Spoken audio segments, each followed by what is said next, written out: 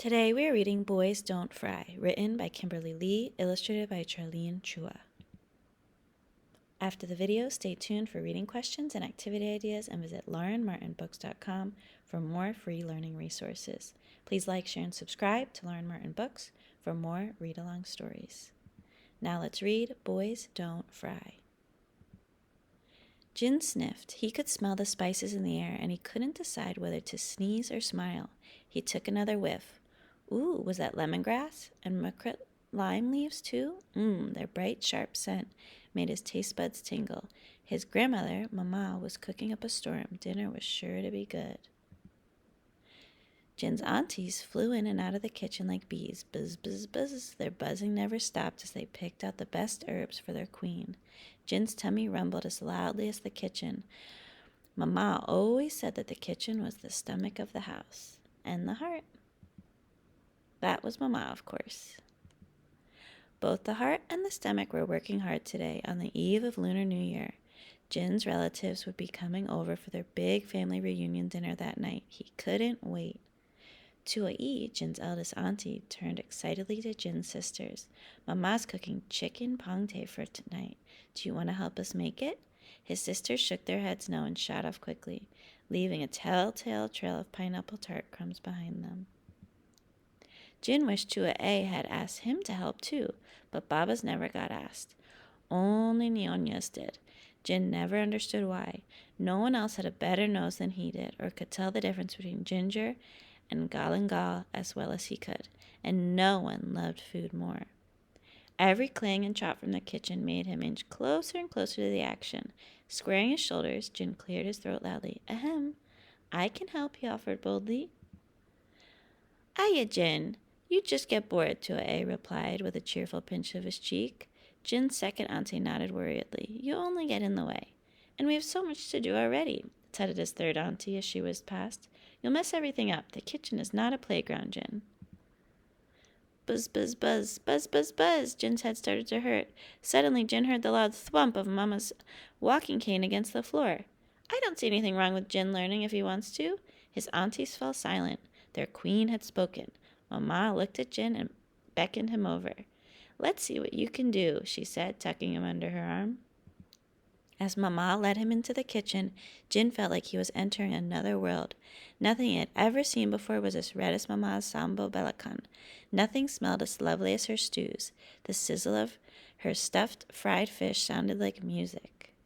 He watched as the fire danced in the same way his insides were leaping, the pot on the stove bubbling over like his laugh. Slowly, Jin picked up Mamah's pestle. It fit into his hand perfectly. Mamah looked at him and smiled, as if she could read his mind. Let's get to work. And so Jin and his grandmother pounded. They pressed, they squeezed, they sliced. They teared up when the onions were cut and when the chili was too spicy and when Jin made a joke so funny that they cried. Mamah shared her secrets, like how her famous laksa recipe was actually passed down to her by her father. Jin listened as he perched on the stool across from Mamah, watching her nimble fingers peeling and preparing each colorful ingredient with care. He loved hearing everything Mamah had to say. When the time came for them to add the salted plums to the itiktim soup, Jin tried to follow Mamah exactly. He didn't want to get anything wrong, especially not in front of his watchful aunties. He was so nervous he almost dropped his spoon into the soup, with Tua-ee peeked over her shoulder. Mamah winked at him. Don't worry, Jin. Cook from your heart, not your head. Jin took a deep breath and began to relax, moving with all the magic that he felt around him. Mamah leaned over to sample his soup and gave a sigh. Perfect. Once they had finished, Jin and Mamah surveyed the spread laid out before them. From rich red curries to perfectly plated paitis and rainbow-colored koi, sharing a smile as they did so. Perfect indeed. That night, as the family sat down for dinner, everyone agreed that it was the best meal they'd ever had. Mamah told them it was because they had a special ingredient this year. The bees buzzed in loud agreement. Of course, La, I always knew Jin had a gift in the kitchen. That boy was meant to cook. Never doubted him for a second. The next Lunar New Year, the kitchen still hummed with busy bees and sizzling stovetops. And right beside the queen was the happy heir to her kingdom, filling each delicious dish with sweetness, spice, and that very special ingredient. What was your favorite part of this book?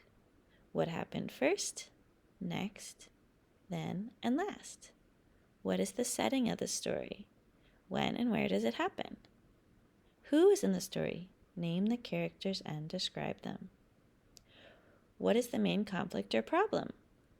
How and why do the characters respond to the problem and solve it? What did the characters learn in the story and what can you learn from them? What is the lesson or theme? What can you learn from the story and how can you apply it to your own life? Write or draw about the delicious food served on Lunar New Year, or write about something that maybe others don't expect or invite you to try that you would like to try. Please like, share, and subscribe to Lauren Martin Books for more read-along stories. Visit laurenmartinbooks.com for more books and free learning resources. Thank you for reading with me.